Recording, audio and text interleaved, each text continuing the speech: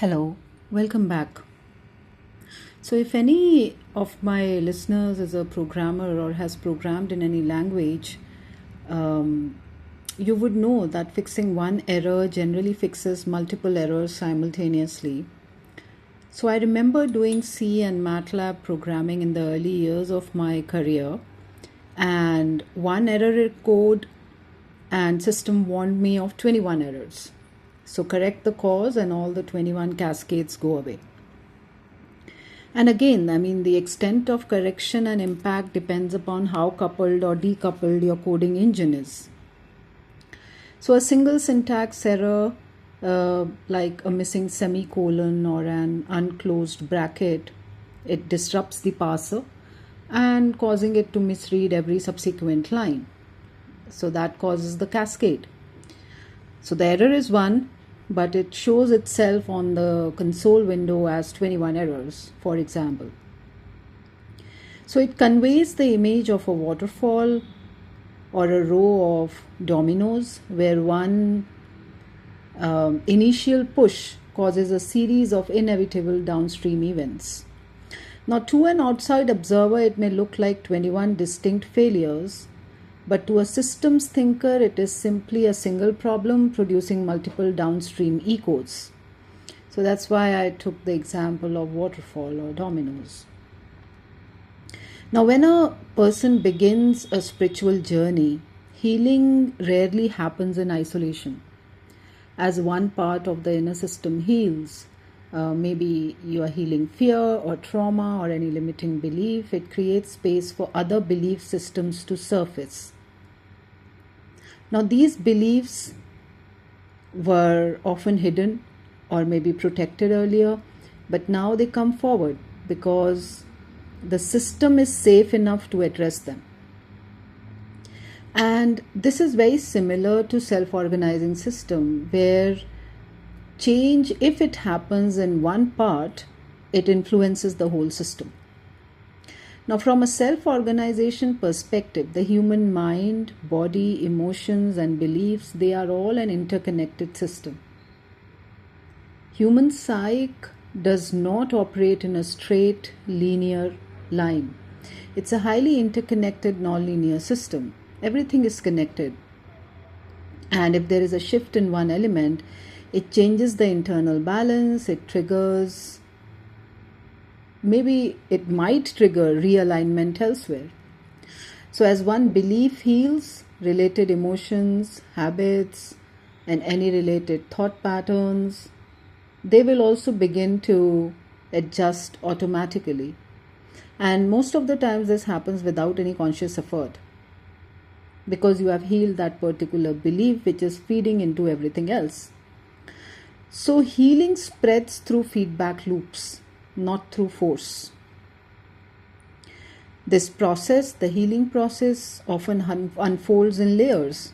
So each layer of healing creates a new internal state which then reveals deeper patterns that are now ready to be seen and transformed. So as this process unfolds, the system moves towards greater coherence and greater integration. Just as any other self-organizing system will move towards new stable state after some change happens into it. This stable state can be called as an attractor.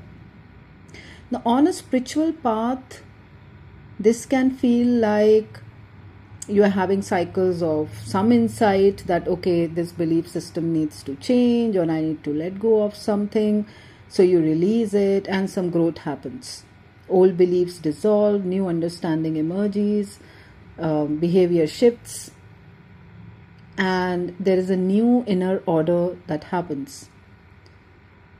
So yes, you are making effort from the outside, but there is something that is emerging within. Some emergent process that is happening from within. Now, in this way, spiritual growth is not about fixing isolated issues. It is about allowing the whole inner system to reorganize itself. Not as one shot, of course. So, healing becomes a self-reinforcing process.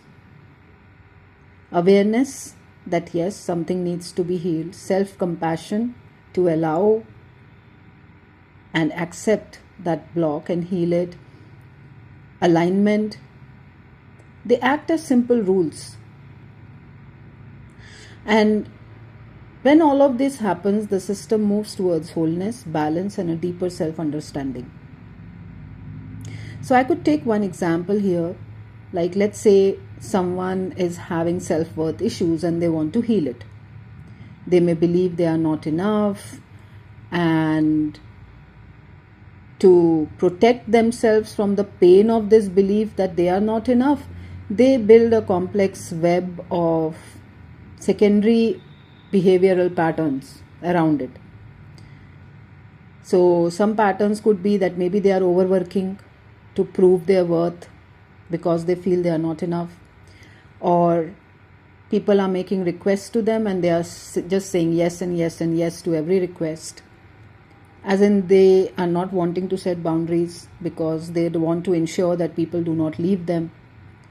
Or maybe if there is some external criticism, then they could be hyper vigilant about it.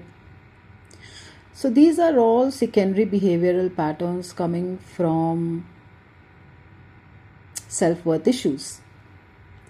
So when the person begins to heal a belief of I am not enough, right? If this belief softens, then they will naturally start setting healthier boundaries. They will not be forcing it. The entire system dynamically reorganizes to find a new equilibrium. Many other things heal. Many other secondary behavioral patterns automatically heal. One shift reorganizes the entire inner system. Other patterns adjust on their own. Just as you fix one error, 21 other cascades automatically close. So I personally have witnessed this when I went through Heal Your Life workshops to deal with certain belief systems that I needed to change. And I also witnessed this in team members.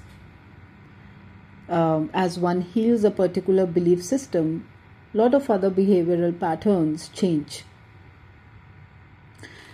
So through this section, I just wanted to share that healing process is also a self-organizing process. It's not like you have a collection of issues you list down, that 1, 2, 3, 4, 5, 6, these are the blocks that I need to work on, or you realize that it's not that you fix one, put a tick mark, then you go on the next one, put a tick mark. That's not how it happens, right? So you fix one, many others will change, right? It will influence the whole system. So it's like a domino effect. Thank you.